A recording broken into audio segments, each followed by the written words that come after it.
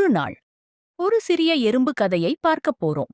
கதைக்குள்ள போறதுக்கு முன்னாடி நம்ம சேனல் பிடிச்சிருந்தா மறக்காம லைக் பண்ணி சப்ஸ்கிரைப் பண்ணி பாருங்க. மழைக்காலத்துக்கு முன்னே சாப்பாடு சேகரிக்கத் தொடங்கியது அந்த எறும்பு.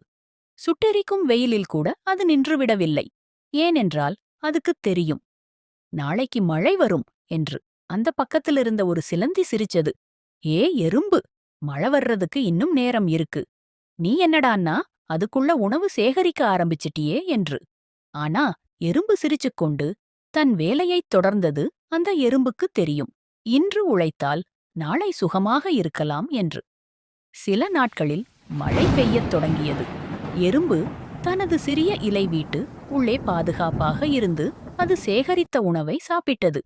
ஆனா சிலந்தி பசியால் அழுது தண்ணீரில் நனைந்து தவித்தது. உணவில்லாமல்.